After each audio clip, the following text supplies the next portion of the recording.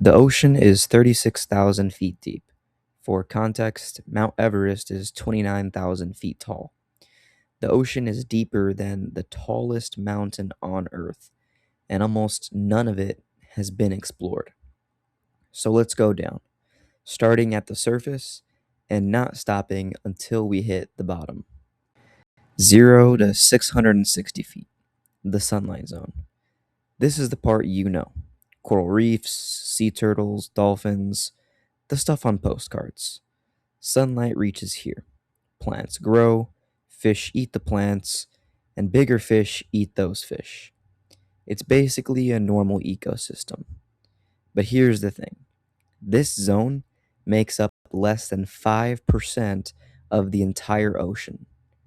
Everything else is below this. 660 to 3,300 feet, the twilight zone. Sunlight starts disappearing here. Not gone, just weak. Just enough to see shadows. This is where things start getting weird. The vampire squid lives here. Now, despite the name, it's not actually a squid. It's its own entire species with no living relatives.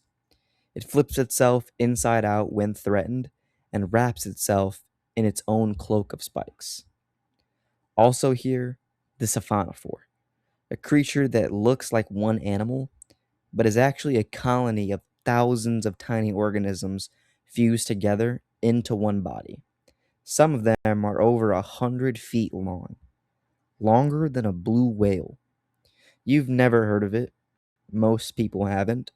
It's one of the largest animals on the planet, and it lives in permanent twilight. 3,300 feet to 13,000 feet. The midnight zone. No sunlight. None. Complete total darkness. The pressure down here is over 1,000 times what you feel at the surface. If you went down here without a submarine, your body would be crushed instantly. And yet, things live here. The anglerfish lives here. The one with the glowing light dangling from its head. That light isn't decoration, it's a lure. Small fish swim toward it thinking it's food, and then the anglerfish eats them. The male anglerfish is even stranger. When it finds a female, it bites into her body and fuses with her permanently. Their bloodstreams are merged. He essentially dissolves into her and becomes just a pair of organs she carries around for the rest of her life. And that's not a metaphor. That's literally what happens. Also in this zone, the giant squid, up to 43 feet long, with eyes the size of dinner plates. The largest eyes of any animal on Earth, designed to see in absolute darkness. We've never seen a living giant squid in its natural habitat until 2004. Think about that. An animal the size of a school bus, and we didn't even have a single photo of it alive until 22 years ago. 13,000 to 20,000 feet, the abyssal zone. This is the ocean floor. Flat, cold, dark, almost no food.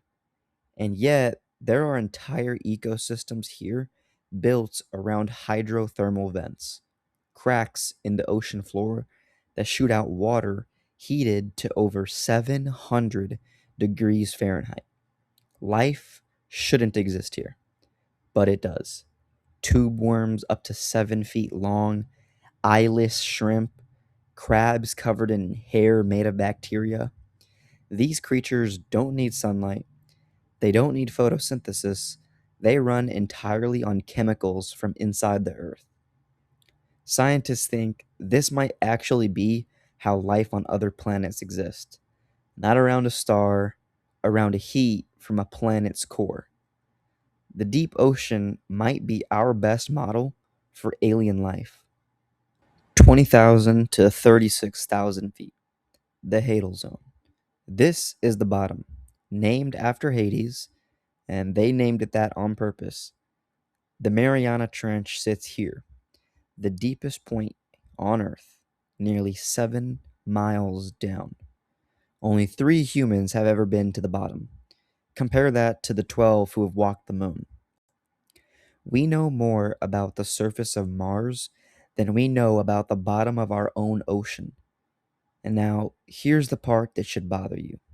We've sent unmanned probes down, and every single time, without exception, we find life.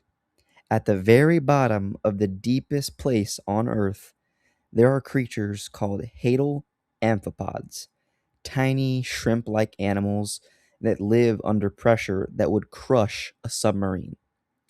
When scientists analyzed them, they found something unexpected: microplastics in their bodies at the bottom of the Mariana Trench, the most remote, deepest, least explored place on the planet, and we've already polluted it.